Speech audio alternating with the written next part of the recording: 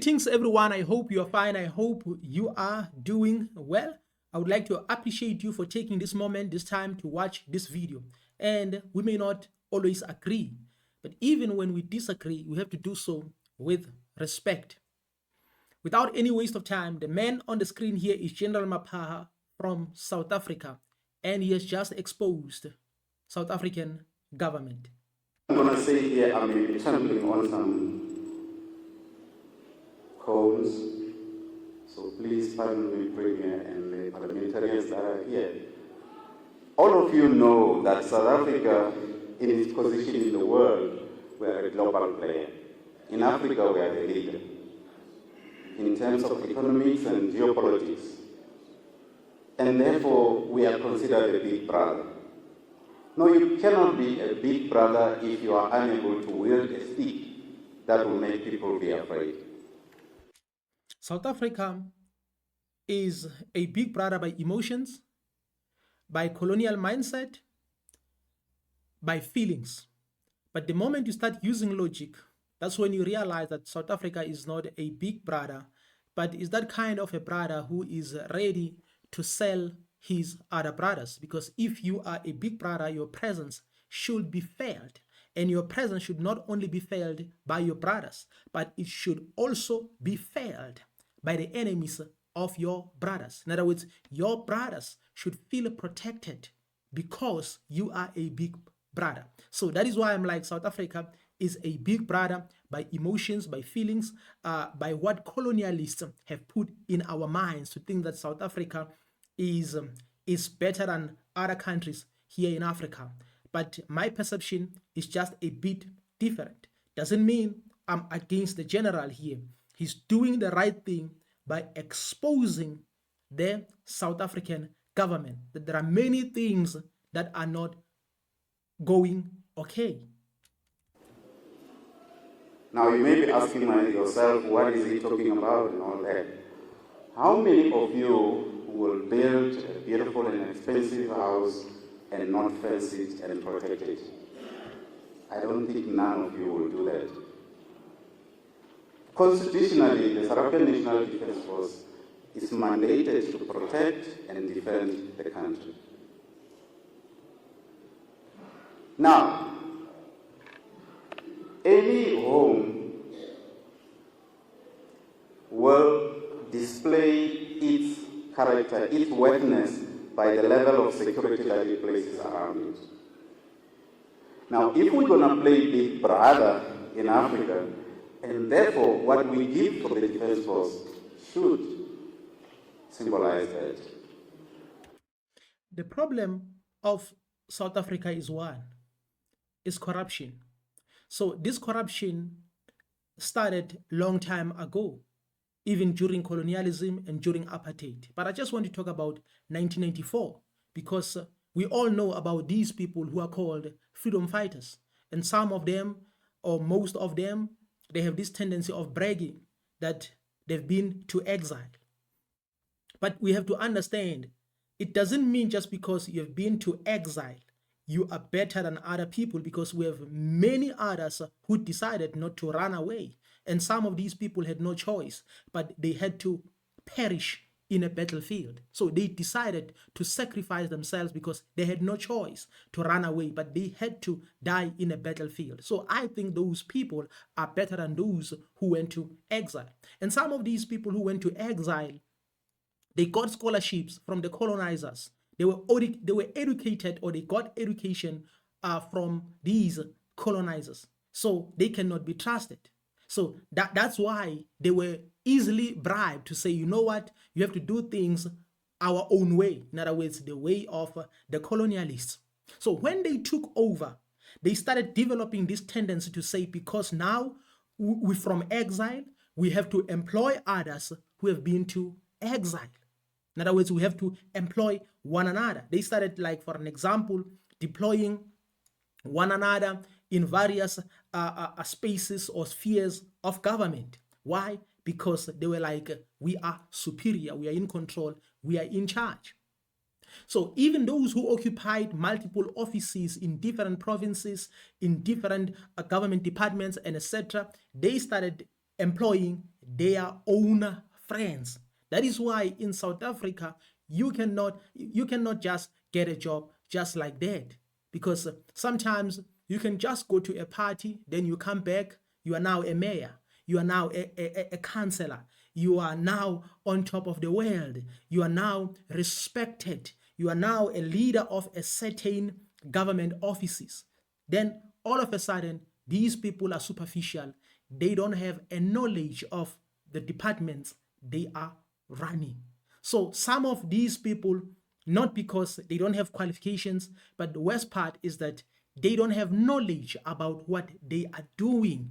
Why? Because they didn't even plan to occupy those positions. They didn't know that at some point they would occupy those positions. So some of these people, then they started giving tenders to certain people. That is why even infrastructure is now poor. Even infrastructure is now deteriorating. Why this is happening? It's happening because when you employ wrong people, and on top of that, you don't even train them, then it's a problem, because you are like, okay, you are from exile, then you have to occupy this department. Okay, you are from exile, then I have to give you a tender. Then maybe you have your own friends as well, then you can also give them something as well. So that is why it's rare to find people who are qualifying in these government offices. It can be like a municipal manager, can be a mayor, it can be all these people. It's rare. We are not even talking about qualifications. We're just talking about having a zeal to serve your people. It's rare to find those people in South Africa. So in other words, this disease now is spreading. This disease has been spreading. That is why you don't see service delivery. That is why when you call these people so that they can do their job, they become offended. They want you to beg them. Why they want you to beg them is because they are there by connection. They are there because of a big brother who's corrupting everything. They are there because of someone who's like, I'm from exile, and since I'm from exile, I will give you a tender, I will give you this, then you'll give me a certain percentage in return. So this is what is happening. So this disease is now spreading to other departments or sensitive departments of government, like security. So that is why right now, as we speak, we have people who are responsible for supplying the state with weapons, to supply the state with certain equipment when it comes to security. Just imagine me as a tender gangster, me as a greedy gangster. I prioritize myself, I prioritize money. Then you put this responsibility upon me so that I can supply the state with security, so that you can put the security of the state upon my shoulders as a greedy bastard. Just imagine why this is happening. It's happening because now this disease is spreading. Because you have to understand that if you are corrupt to the core, you are corrupt and you don't care.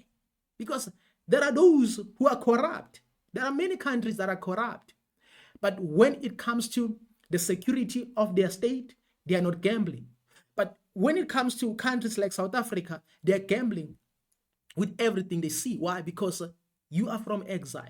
You are my brother. You are my buddy. We grew up together. So I know your parents. So I know your father. I know people who are associated with you. So now we can do this. We can do it, even if these people don't know anything. That is why right now you can just go to a car wash, then you'll come back as a municipal manager.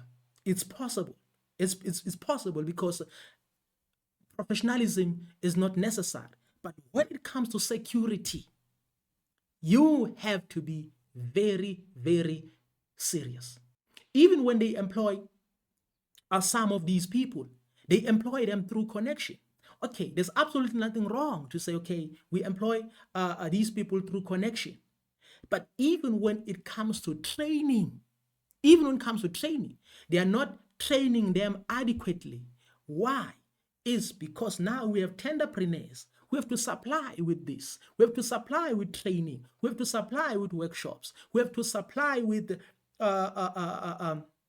security equipment or maybe weapons. They have to supply with all these things. So that is why in most cases you'll find someone calling himself a soldier, but they don't know anything. They just wake up in the morning, they go there just to sit and relax and do nothing. Why? Because they are waiting for me as a gangster or as a greedy gangster so that I can supply.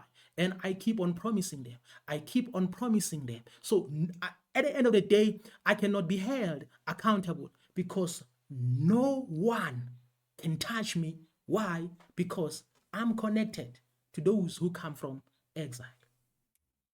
A lot has been said about the South African National Defence Force not being well equipped, not being resourced and all that. I'm not going to get into that, but I'm saying, and I'm appealing to the politicians that are here, that next time you sit down and debate, think whether you are protected or not.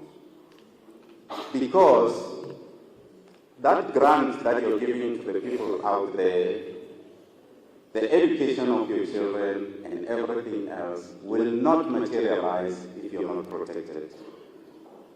I'm sure many of you know that we are sharing our grants for the poor with people who are not supposed to share the grant.